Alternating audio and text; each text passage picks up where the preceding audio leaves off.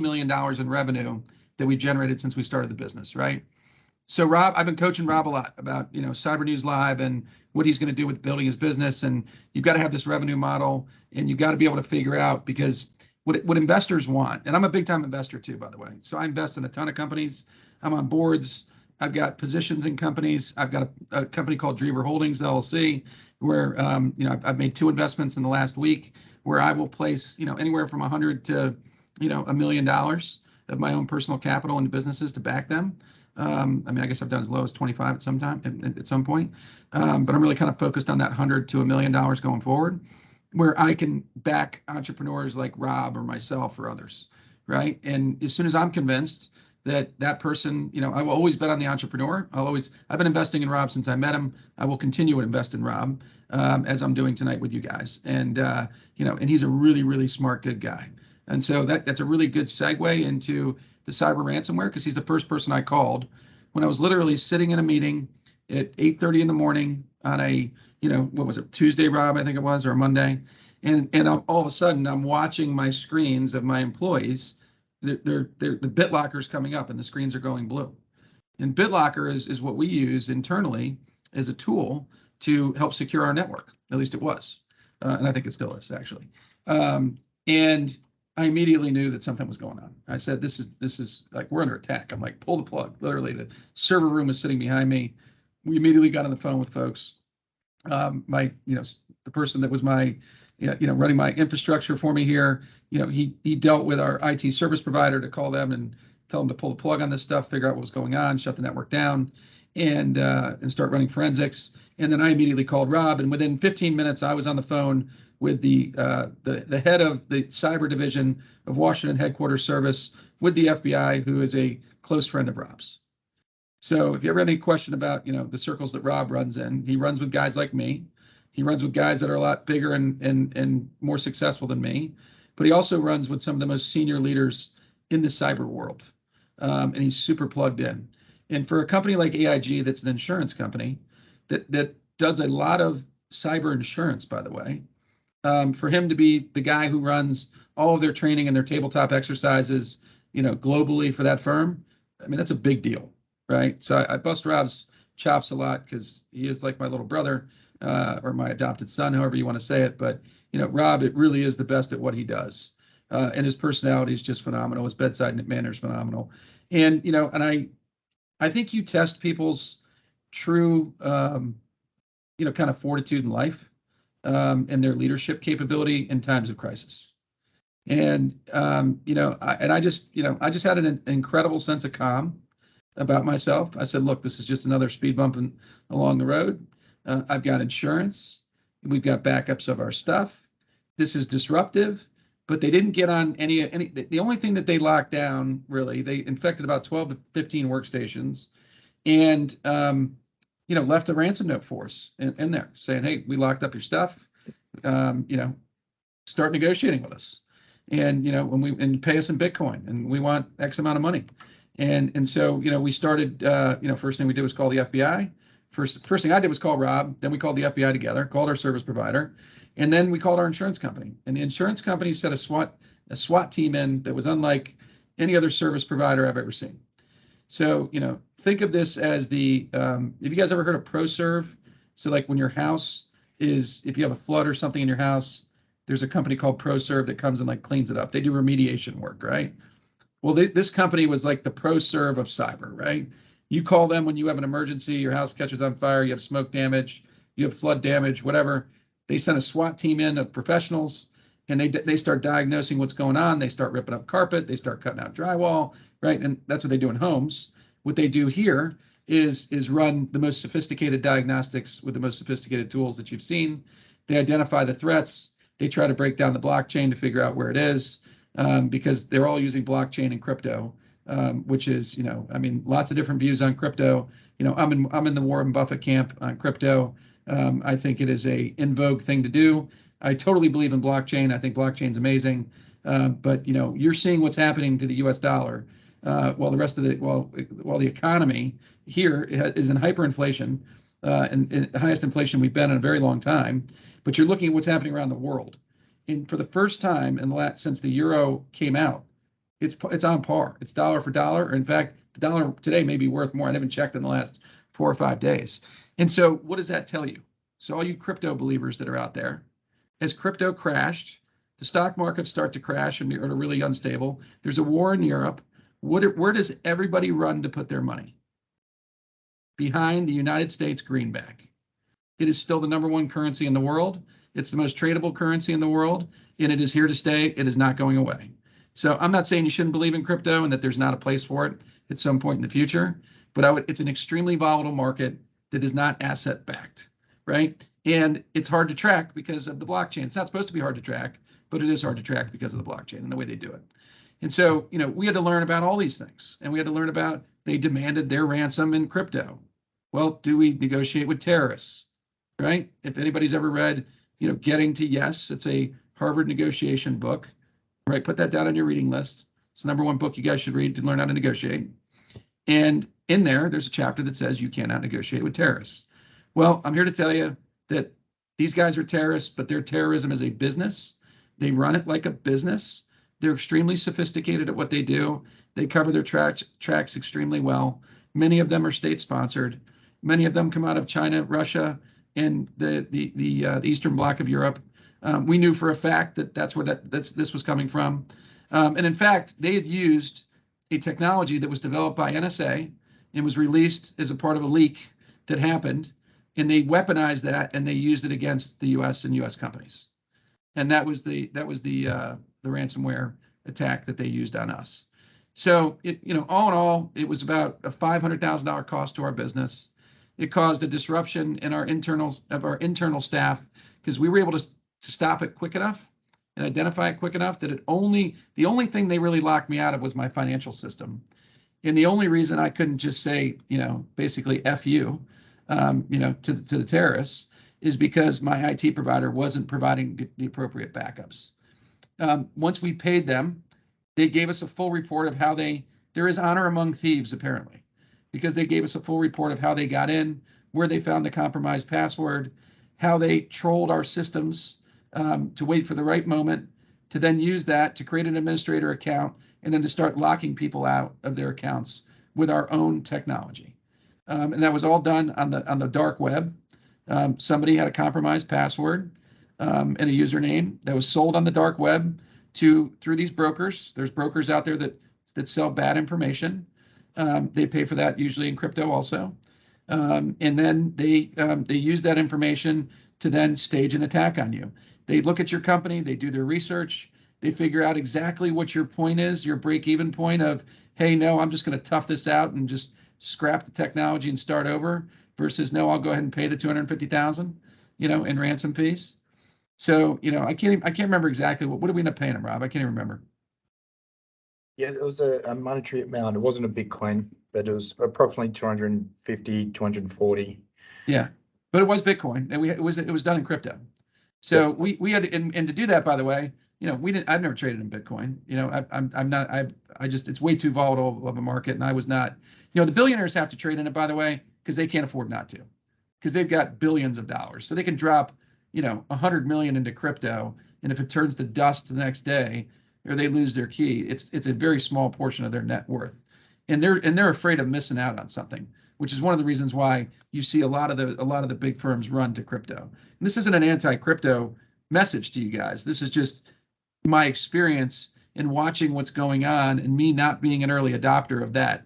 The only crypto transaction I've ever done is I had to find a crypto broker to take our money that would then basically get it to the terrorists, because that's what they are. They're cyber terrorists, right? By definition, that's who they are. And so, I'm happy to report that we're doing a lot of things to, now internally in the intelligence community to identify those bad actors. The United States is moving towards, nobody likes to admit it, but we are doing offensive cyber attacks now to combat the enemy that's coming at us. And the cyber capability that we have as a nation is far greater than any other country or any other 3 countries combined. All you have to look at is what is the percentage of gross domestic product spend on our national defense over the last 50 years compared to every other country in the world. And you can add up the top 5 or 10 next, and it doesn't equal what the United States has spent on that. So, I feel very confident that we're moving in the right direction and that, good things are going to happen. So, you guys shouldn't be scared. You should be proud of the fact that you're involved in helping make the world safer, doing what you guys are doing. And let's go get these guys. Let's take these guys out. Let's put them in jail. Let's take their money. Let's take their yachts. Let's sell them. Let's do everything that good countries and good human beings should do as professionals that are passionate about their trade. Yeah. Also make it harder for them to operate, increase their costs. But Mike, we might pause there, and I'll put over to the team. Was anyone able to identify the icon? I'll take a guess at it. Sure. I'd say it means accelerate and to grow in security and defense to protect our country. Okay, well, you're on the right path, but that's not exactly the right answer. So there's has everybody ever seen the FedEx? I'm going to give you guys a clue here, right? So I'm going to share something with you. Let's see if I can figure out how to do this without breaking it. It has like the arrow, right? Right, you got it, right? So let me see if I can share a screen here with you guys.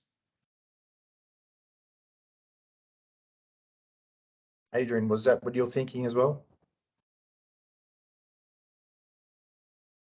So, kinda, I did look at the X and the arrow. So I was thinking more of a runway. So, because they have an X at one side, and then the arrow is like a plane. So and you see, you're close. By the way, you're getting close. B-52. You're getting closer, right? You guys are getting closer. So now I'm gonna share this screen with you guys.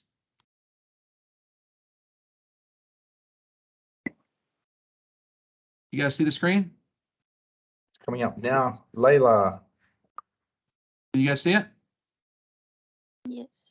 So do you see that? Do you see the arrow right here, right where my pointer is in the top of the FedEx? Do you see that? Do you see the arrow in the purple space between the E and the X?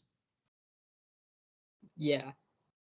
Right. I mean, I looked at that. I must have looked at that logo a million times over the years, and I never saw that until I was watching a TED Talk one time about branding and how the greatest brands in America always have some little hidden thing in them that are super clever, and if you look at it. So let's keep going, and we can ask more about if anybody's figured it out. Yeah, I tasked everyone to do their research. Ashley, your Okay. hands up. Yeah, is it like a military aircraft? You're on the right track. Yes, it is. But what else? There's 3 or 4 different meanings for it. Okay, and so and I'm going to give you guys another hint. So focus on the space that's in between, similar to FedEx, right? So there's white space in that logo, right?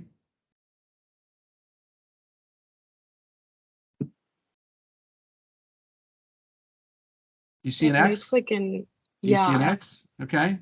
Okay. Do you see the tips of the stealth bomber? Right. You see the stealth bomber? That's the arrowhead. It's shaped like that. Each of those black spots represent the Twin Towers. I founded the company on 9/11/2009 because I wanted something positive to happen on that day, knowing that we were helping make America safer. The X, by the way, when special operators, right? Special operators are Green Berets, Navy SEALs. They call them soft guys, right? Special Operations Forces, Army Rangers. Rangers lead the way. Delta Force, Orange Teams. You might have heard of those people. Force. The Marine Corps Force Recon. Those guys are all in Special Forces. They report to the Joint Special Operations Command, which is down in Tampa. And when they call in a strike, it's X marks the spot, right? So that's what the X represents. And it also represents, if you look at our flag, when we're running into battle, you look at which way the flag is going. That's the way the arrow is going.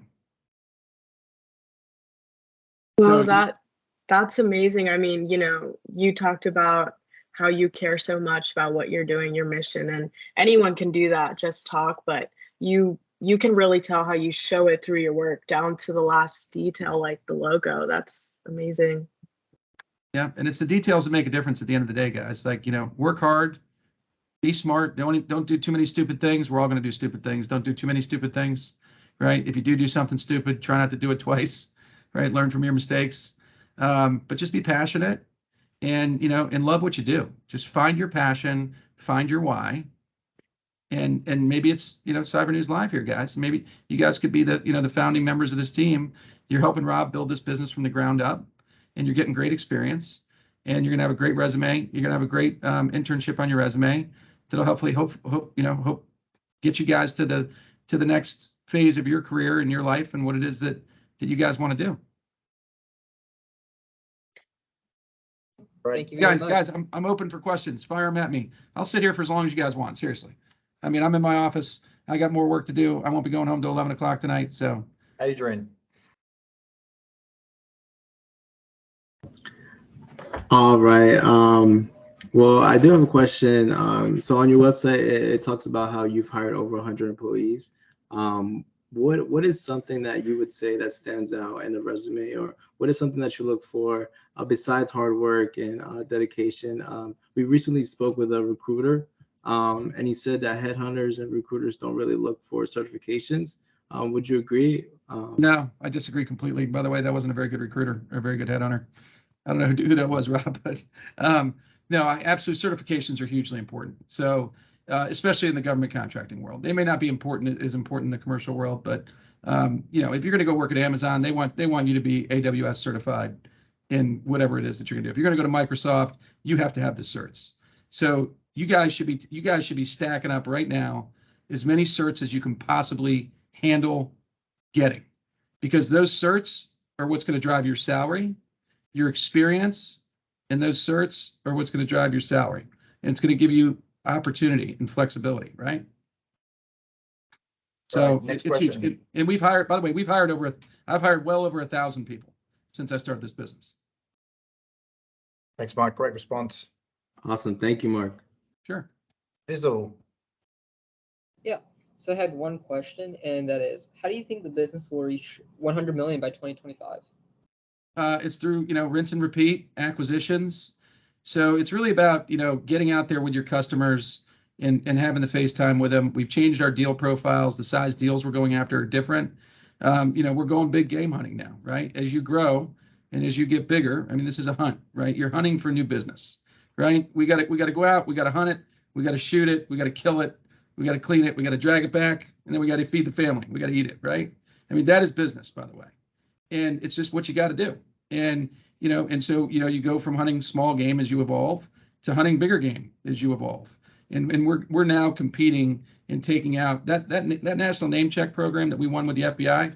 We beat a $3 billion company on that deal. It was a headshot, clean kill with a 50 cal from a mile away. They didn't see us coming. They had no idea. That's the other thing that the stealth stands for, by the way, right? That stealth bomber on the logo is we like to fly under the radar, right? We don't want people to see us coming. The element of surprise is the number one way to win any battle or any war. And the element of surprise is the same way to win business and to take business away from other companies that have it. Because believe it or not, as big as the US federal government is, there's not a lot of net new money out there every year for new programs. So if you want to grow a business in this space, you have to go beat companies who are much bigger than you, who have much more experience than you, and you got to be really crafty, and it's a back alley street fight. And, you have to win 4 times in this space to win, because once you win and you beat them, then they'll protest you. And then you have to spend hundreds of thousands of dollars on legal fees.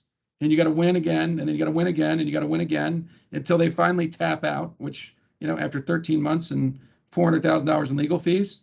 The company was PAE, by the way, which is now, what's their new name? I can't even remember. Century or something. They just merged with somebody else, but yeah. That was a long-winded answer to your question, but thank you very much. Next question's going to come from Ashley. Yeah, I have a couple of questions, but before I dive into those, I just want to go off what Adrian said. So you said certifications are super important, especially in this space. While I was working at the government contracting agency, I was able to have access to Defense Acquisition University. So I was wondering, how do you feel about, should I be focusing on those? So far, I've been focusing on acquisitions. What are your recommendations when it comes to DAU? Right. So I've been a guest speaker at DAU. So Defense Acquisition University has a kind of senior fellows program where they bring people through, and senior executives in the government, and they want to pair them up with senior executives from industry to talk about, in a friendly environment, what are the pros and cons of things that are going on. So first of all, what you're doing is extraordinarily smart. If any of my friends' kids that come to me, or for my own kids, if they ask me if they were going to join the military, and they weren't going to be a special operator, they weren't going to be a pilot, like, what should they do? I said, get involved in procurement, because you will have a job for life. So I used to send all of our, kind of interns through the AC 101, the Acquisition 101 program, and then they complete a whole series of them. There's a whole series of those things, of those programs, that's free education. It used to be free to contractors. I haven't checked recently to see if it is, but you should rack up as many acquisition certs as you can. You will never be out of it. If you can combine acquisition and cyber, you're never going to be without a job, ever. It's job security for life.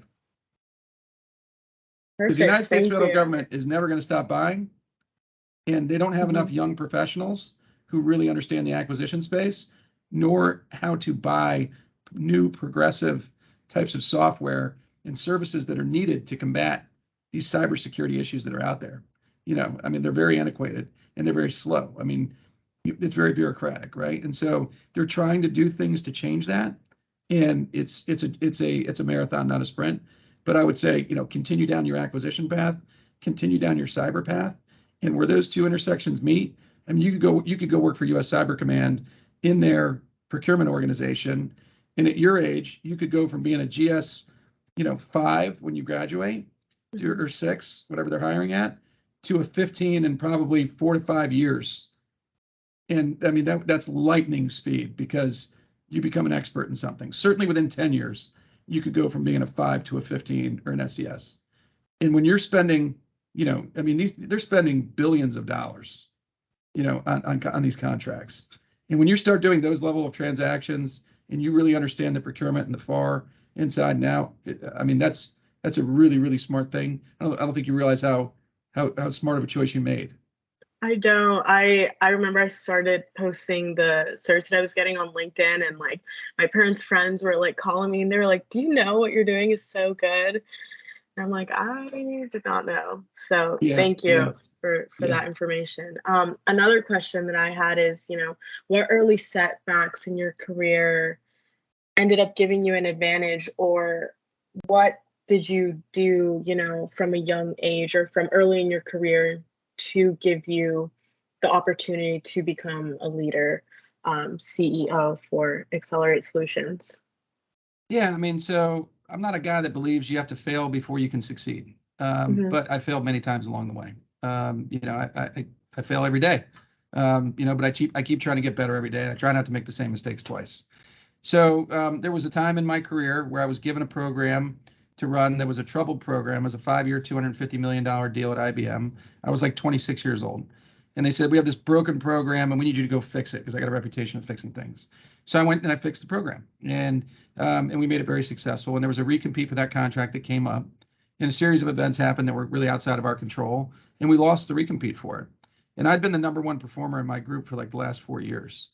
And then all of a sudden this is a golden albatross hanging around my neck, right?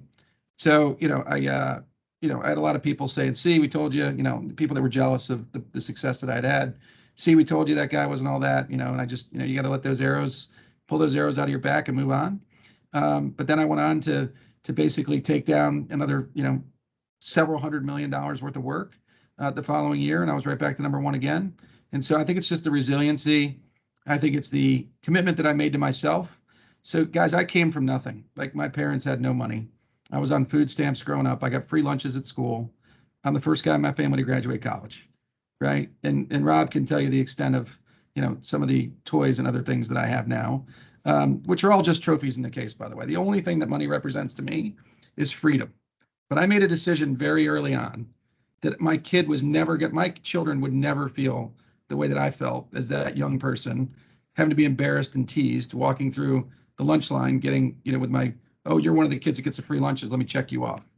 And I grew up in a very affluent area. So we were one of the few families that didn't have money in the area. But we had wonderful people in the community that gave us great opportunities and helped us out along the way. And I wouldn't be where I am today without them. And, I'm a firm believer that you can change anything. You can change racism. You can change, your socioeconomic status in one generation. I grew up in a racist household as a kid. Now we're going to get into some controversial topics. I'm adopting I'm a half Asian, half African American daughter. And I have no racism in my blood, right? I have, we have the United Nations in my household. Rob can tell you, we've got them all. We've got, we're all immigrants to this country first and foremost. Every single one of us, unless you're a Native American, you're an immigrant here. And I feel like we lose sight of that over time, and and I think we also lose sight of all the progress that we made, and we're such a young country in such a short period of time. We have a long way to go. I'm not saying by any stretch of the means we're where we need to be, but I think that there's tremendous opportunity out there for people that are willing to work hard, that are willing to be smart, to go to school, to stay out of trouble, to show up every day, and just keep trying to get better. And people appreciate that. That's a lost art. Don't sit at home behind your screens, and because you're in the cyber world, and not show up to an office when you have an opportunity to show up to an office. The number one rule of any team sport is showing up, right? The second rule of any team sport is you got to be able to play well with others, and you got to be dependable. You have people to count on you. And so once that happens, I believe that you really start to create a career for yourself. And so those are all the things I tried to do along the way. And the other thing I tried to do is, and I tell my kids this all the time, I said, you will be 50% as good as 100% of the people that you hang out with. So I try to surround myself with people that are much more successful and much smarter and much more diverse and so on and so forth than me. And the last thing I'll say to you is, I had somebody came to me, I thought I needed to be right a lot of the time. And a wise man once came to me and he said, Mark, do you want to be right or do you want to be wealthy? And I said, I want to be wealthy. I could care less about being right. So I want to get to the best possible answer, right? At the end of the day. And that's, if you guys haven't heard of a guy by the name of Ray Dalio, you should really check him out on LinkedIn. He's got a lot of wonderful stuff. He talks about this meritocracy kind of environment where everybody's just seeking the truth and the best possible answer. So those are just a few of the things along the way that I'd share with you that I think have kind of made me who I am as a businessman and as a leader today. Well, thank you for sharing. I mean, like Rob said, all of us come from different walks of life. So it's really great to hear insight. And as someone who has gone through the same struggles, it's really, when you're, just doing the motions every day, going to school, it can be easy to forget, why you're doing it, or it to seem so far away. So it's really great to talk to someone who's there. Yeah, no, absolutely. Hey, Ashley, you don't have an uncle named Alex, do you? Or a relative named Alex Granados? I don't think so. Okay. I'm not too familiar with my father's side, so maybe. Okay, no, I just recognized your last name and somebody I know here in town who went to the Air Force Academy, yeah. Layla, did you have any questions?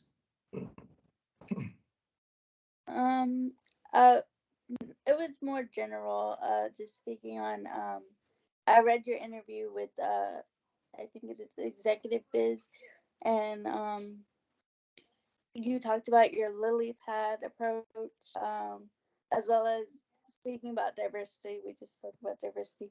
So how you respond to social and political things happening in the world right now. I'm just curious about that. Yeah. If you're interacting like on social media or yeah.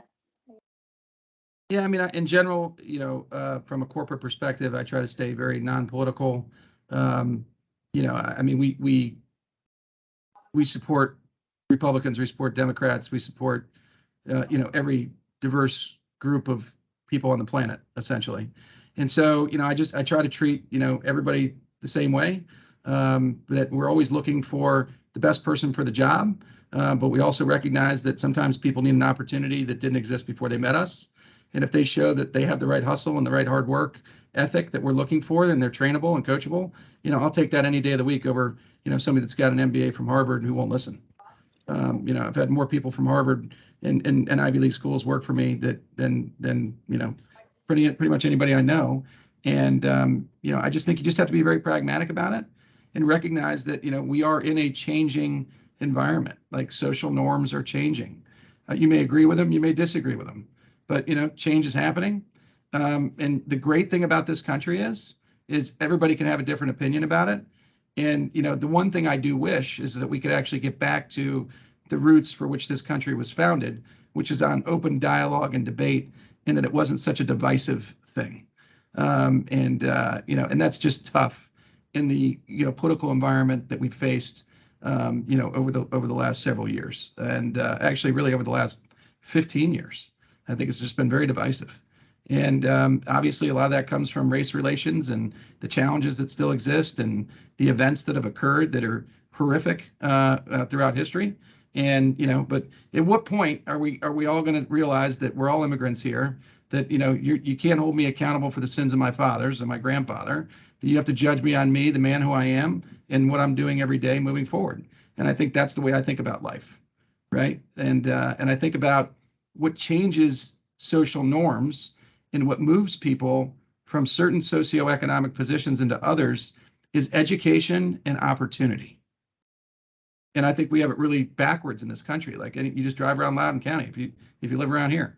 I mean, we're building these massive school complexes, but yet we're giving teachers 2.5% or 3% raises a year.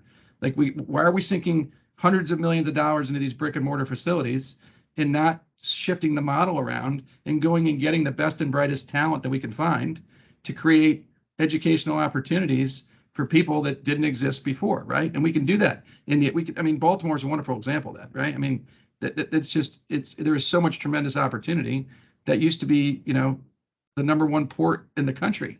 And now it is far from that. And so, I think we have to change the education system. We have to change the opportunities that we create from people as a result of that education system. And then as a community, by the way, we got to self-police ourselves, right? If we see something doing wrong, we need to say something. We need to lead by example, and we need to raise our children to have good core values and good moral compasses. And where they don't have that is if they aren't fortunate enough to have a family member that does that we have people in a community that they're willing to put their arm around them and they're willing to show them the way.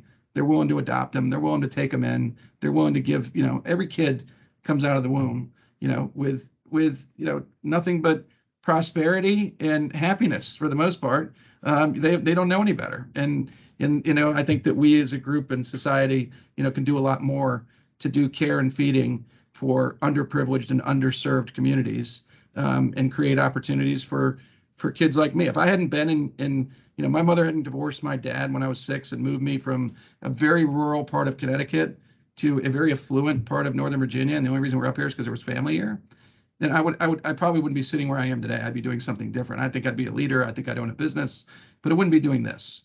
And so the opportunity I was given by being in an affluent area created education and opportunity for me. So now how do I replicate that in underserved communities, right? That's how you change the world. That's my philosophy on it. Thanks, Mark. Great question, Leo. Yeah. All right, guys, any more questions? I do have one more. Sure. So what does great leadership look like to you? Obviously you're a leader, but you said before, a really wise guy gave me this piece of advice. When you were, trying to build your wealth and trying to serve your country as best as you could, who were you looking to as examples? Yeah, pillars of the community. So, parents that I really looked up to, that were my friends' parents, that ran companies, that ran, real estate investment trusts, that ran government organizations, that had great core values and believed in family and faith and country, and just were good human beings. Those are the people that I looked up to the most. I looked up to very successful people at whatever they chose to do, whether it was to serve our country and it was the captain or the general that lived around the corner from us. And I just got to know him because I always had I was always bugging him to cut his grass or to do something because, I wanted money to buy a new bike or whatever it was. And, and they saw something in me that I probably didn't see in myself at that time. And they were just great influencers. So I think that's kind of the thing. And then I picked up a lot of leadership lessons along the way. You know, I'm a very aggressive person in general, like when it comes to going after things that I want, and you know, having to exercise emotional intelligence and learning what that is. EQ is more important than IQ. So what, you know, if you guys don't understand what emotional intelligence is, another great TED Talk, put it on your list and you should check it out. But it's how you look at the person who you're talking to across the table from you, and you adjust your style to what's going to get the outcome that you want. And so along with that is a quote that I use a lot with my folks, which is, don't let what you want to say get in the way of what you want to accomplish. So you have to be patient, you have to listen, you have to do things that maybe aren't your natural tendency. Right? Because my brain moves so quick. That's another reason why the name is Accelerate. My brain moves so quick that I'm like, it just never stops. That light switch is always on and it never turns off. And, you know, I have to be patient and I have to I have to listen, right? Listening is a #1 skill to being a great leader. Empathy is probably the #2 great skill of being a great leader. So we do a lot of things here to take care of the community. We've delivered hundreds of turkeys on Thanksgiving. I co-chaired the St. Jude's, ball, which is their 60th anniversary thing. We do a lot to give back, and we try to lead by example. Like the one thing that you guys need to take away from this, also from a leadership perspective, is when you are a leader, people are watching your every move. They watch how you walk in your office. They watch how you dress. They watch how you talk. They watch how you walk. I mean, I remember having people come to me early on when I was a CEO, and they said, "Hey, is there something wrong?" And I said, "No, why?" And it's like, "Man, you are so intense. Like you look like you want to kill somebody all the time, and you're walking 15 miles an hour everywhere you go." And I just said, "No, that's just me, man. I'm high up tempo. That's just what I do." And I'm just focused. I'm not upset. I'm not intense. But that I was putting off that vibe, right? So I had to change my style because I didn't want to be perceived that way. There's part of me that does want to be perceived that way, right? I want to be seen as a hard charger, but I want to be seen as a guy who's very empathetic, who's willing to, do whatever it takes to take care of his employees, and to know that like the responsibility that I have to get out of bed in the morning, isn't just for the 400 employees that work for us. There's 320 plus about 330 plus about 70, subcontractors. But it's the average family of 4 or 5. Their entire family is counting on me to get out of bed every day and be a leader. And so I run to the office. Like I love coming to the office because of that. I love that responsibility. I'm a protector. I'm a caretaker. I'm somebody that wants to create opportunity for other people that didn't exist before they met me. And that's, that's what I want my legacy to be in business. And I think that those are the things that make up wonderful leaders. And there's many, many people that you can look to throughout history that'll probably share a lot of those same thoughts. And, I thought leaders were born, and I think you are born, because this was a debate I had in business school. Are leaders born or made, right? That was a question that was asked. I said, well, that answer is simple. They're born. Like you're either born as somebody who's an extrovert, out front, willing to run towards the gunfire, not away from it. Like it's just innate in who you are, right? It's in your DNA. It's, it doesn't mean you're not afraid or scared. It's just your tendency is to jump in and help when you see a house that's on fire. Or you see a bad car accident. There are other people that aren't wired like that. Doesn't make them bad people, right? But you can teach leadership skills. But I do think there are innate leadership qualities that you're born with. Thank you. Very inspiring. Arjun, you came back on. We only got to have one more question, guys. That's it. If anyone's got anything available. No. All right, Mike, I want to thank you again from the bottom of my heart. Thank you so much for coming on. This wasn't expected to go into the levels of the business and, how you make it from the ground up, seeing your vision and your future.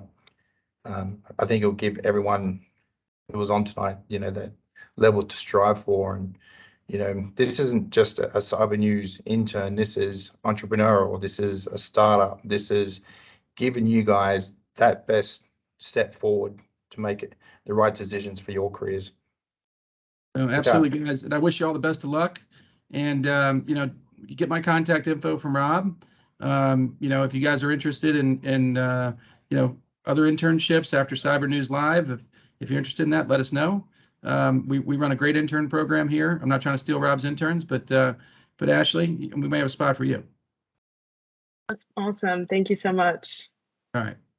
And Thanks, Rob, Mark. thank you. Rob, thank you for, for giving me the gift to be able to do this. It means a lot to me that you believe in me and that, you'd want me to talk to the young folks who have entrusted you. So I take that responsibility very seriously, and I appreciate your friendship and your leadership tremendously. So thank you. Anytime. I was sweating at 7 p.m. thinking 1 minute past 11, is he going to be turning up? But no, never had one doubt. Thanks, Mark.